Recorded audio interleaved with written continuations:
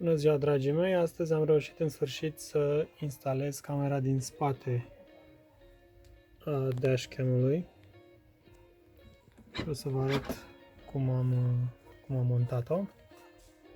Se poate regla să avem exact unghiul perfect. Am decis să o montez fix în centrul lunetei. Am ales să fac o mascare cât am putut de bună a cablului, dar nu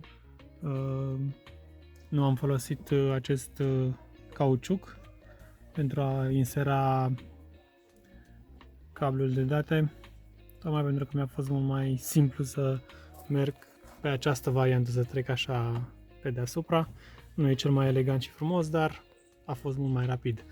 Am reușit să depărtez puțin plasticul acesta de geam și să maschez cablul pe acolo. Nu știu dacă se vede, dar am folosit o garnitură de cauciuc ca să nu fie afectat cablul în timp. Același lucru și aici. Încerc să focalizez, dar merge puțin mai greu. Este dintr-un furtun de plastic. Practic am mascat cablul, toată porțiunea aceasta.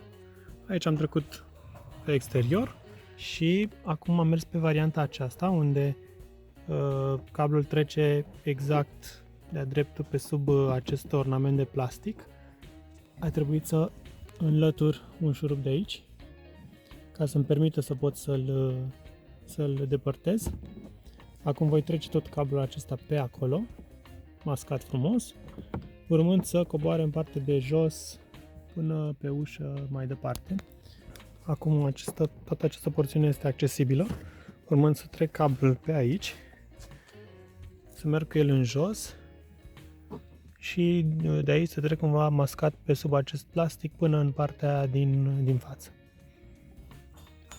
Am cam terminat cu instalarea în partea aceasta. Mai am de dus cablul pe aici până în partea din față. În situația în care este foarte greu accesibil, puteți să forțați puțin cu o șurubelniță să vă permită să băgați cablul sub ornament. L-am trecut pe aici,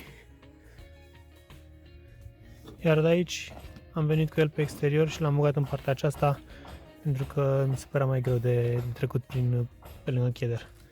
Bine pozat pe aici în toată porțiunea aceasta și se duce pe acolo în spate.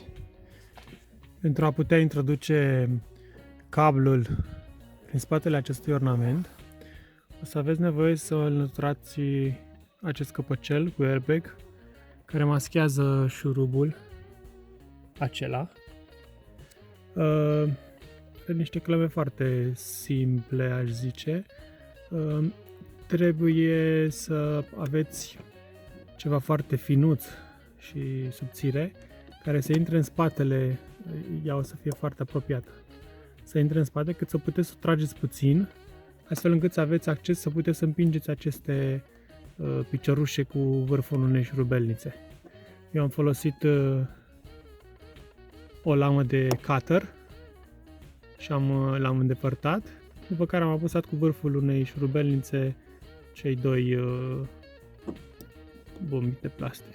Am trecut cablul peste toată această porțiune, este foarte bine prinsă, mi-a luat o grămadă să pot să-l ascund, iar aici am forțat și am ridicat plasticul și am trecut cu cablul din această parte în partea cealaltă. Am ajuns la punctul în care trebuie să aducem alimentarea la camera deasupra oglinzii, la camera principală. Avem un port aici unde trebuie să legăm camera din spate. Voi încerca să trec cablul pe aici prin stâlp. Pentru aceasta a trebuit să scot căpăcelul de aici, de la partea de sus unde scrie airbag. Este același sistem, același căpăcel ca cel din spate. Voi înlătura șurubul principal, voi trage toată masca aceasta și voi încerca să introduc cablul prin mască.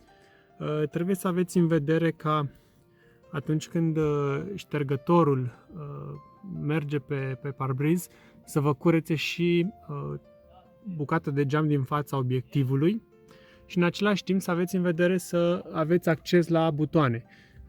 Eu am avut parbrizul crăpat, mi l-au înlocuit, iar când au montat-o mult prea în interior, eu aveam undeva mai aici.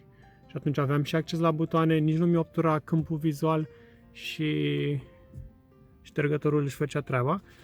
Practic ce ar trebui să faceți este să vă asigurați că șterge, dar în cazul meu nu, chiar nu este problemă pentru că șterge ștergătorul din dreapta toată porțiunea respectivă. Așa va arăta procesul final. Dacă observați, cablul este introdus pe acolo, merge în partea din stânga, iar acum, scoțând acest braț, pot să vin cu cablurile mascate frumos prin interior și nu cum îl aveam inițial, pozat pe lângă geam. Urmând să trec cu ele în partea de jos și să mă leg cu el de unde este acum.